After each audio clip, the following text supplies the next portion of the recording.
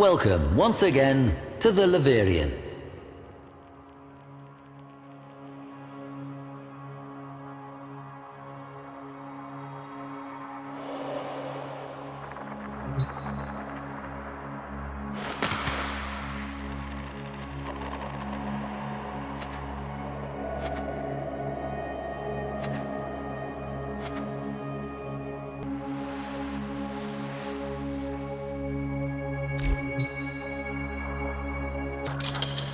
Are you sure?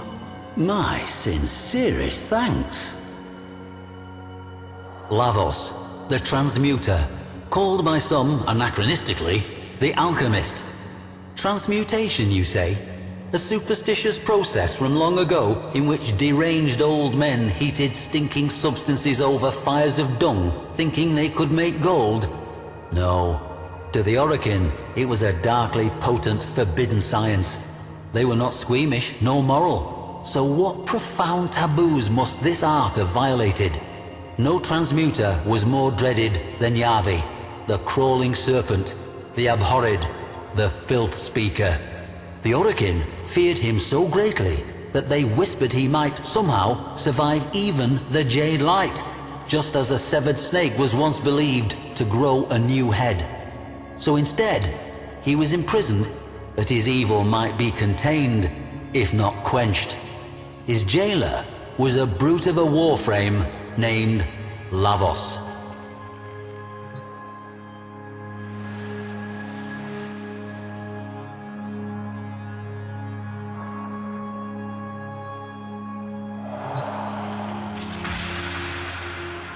The prison of Dabaoth Kra no longer stands. Both it and the slumped Venusian mountain peak upon which it stood were long ago obliterated. We have only records to tell us what went on there. Yavi was a scrawny, hairless man, scaly with skin disease. In reluctant recognition of his Archimedean status, he was permitted to wear the white robe, now a befouled, ragged garment. 2 tattooed serpents crawled up each bony arm from elbow to wrist.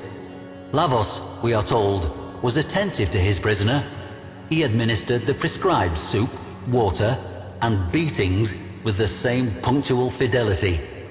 These are recreations of Lavos's own snakes. No mere tattoos, but living, bioferrous exoflesh.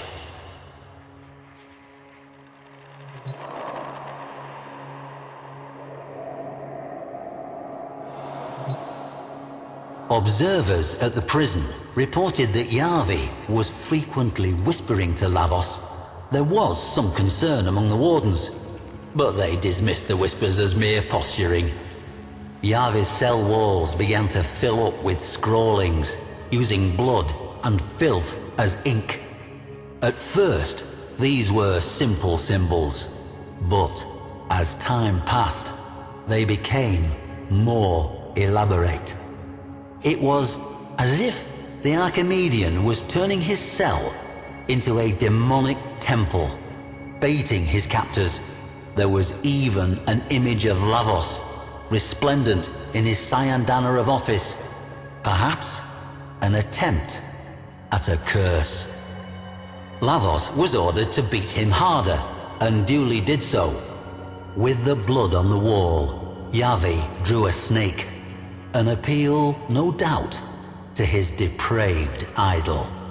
Floor washer Bekran Zaft, the sole survivor of Dabaoth Kra, would later tell of how Lavos would stride from cell to cell, weighty shotgun in hand, clubbing and beating as required.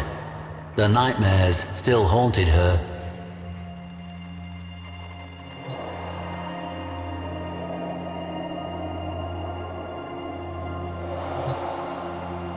The warden's records reveal an increasing unease with Yavi's bizarre behavior. Regardless of the potential risk, they determined that he should be executed. After a fashion. They would use cellular reversal. Yavi would be reduced to a mere biological pulp with no more sentience than bread mold.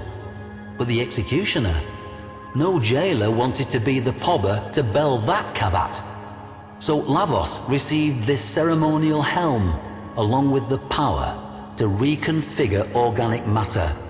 He could be their instrument.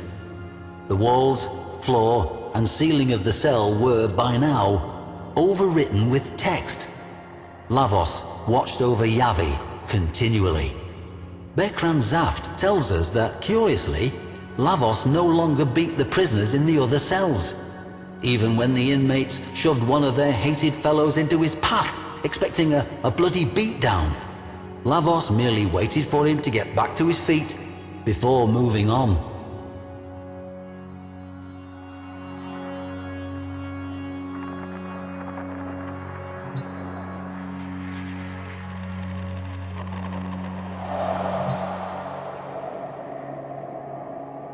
What actually was this forbidden practice of transmutation that terrified the Orokin so? At its pinnacle, it was nothing less than the purposeful elevation of consciousness. To the Orokin, prisoners of their endless golden dream, the thought that a person could rise above their station was anathema. Transmutation could turn commoners into kings, or riches into garbage. Worst of all, it could teach people not to be afraid. I have seen a preserved image of Yavi's cell. His scrawlings were not demonic sigils and barbarous texts, but star charts, evolutionary trees, genome structures. Yavi was not defying Lavos with these cryptic daubings in his own blood. He was enlightening him. Not dark sorcery at all, but radiant science. And the snake? A symbol not of corruption, but of healing. Yavi was a teacher. He might have taught millions. Now he had only one student, but that student was attentive.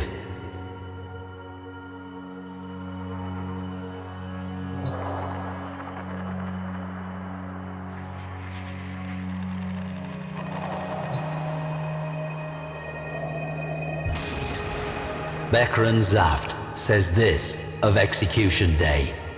The jailers gathered in the auditorium with a slow, funereal tread. Lavos escorted Yavi to the execution dais. He gently raised a hood over Yavi's head, cobra-like. He turned, then, to face the Orokin warden, shotgun trembling in his mighty hands. The silence, Zaft says, was absolute.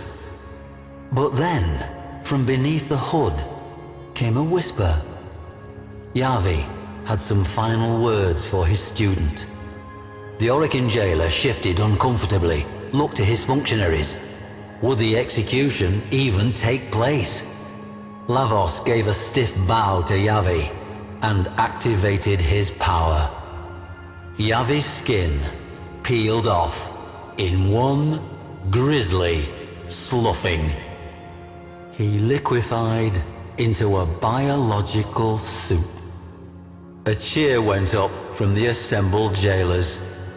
Lavos gathered the remains of Yavi tenderly in his hands. A soft glow emanated from them, as, in one horrible moment, Yavi's Orokin oppressors realized what they beheld. And then, panic. Lavos was transmuting the remains. A twining, living snake seethed up Lavos's left arm. Yavi, transformed, and still, after a fashion, alive, just as they had feared.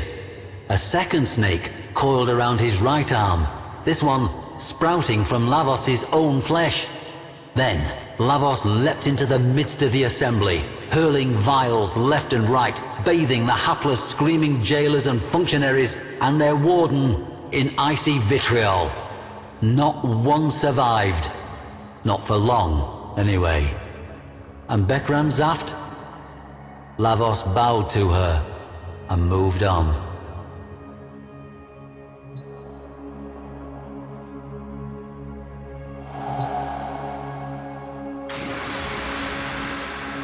They say that Lavos often takes counsel from his serpents. One is his brutal advisor, the other his wise teacher.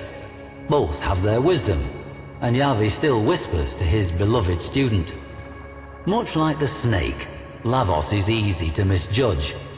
The serpents that poison can also cure. He may have been a monster in his previous life, but he was able to achieve something that eluded the most powerful of the Orokin. He changed. Moreover, he changed himself. Yavi may have helped and instructed, but the will to change must have begun with Lavos. Perhaps we all have that golden gleam coiled within us somewhere, ready to slither forth from its old skin. We must only beware that we do not condemn as devilish that which we do not yet understand.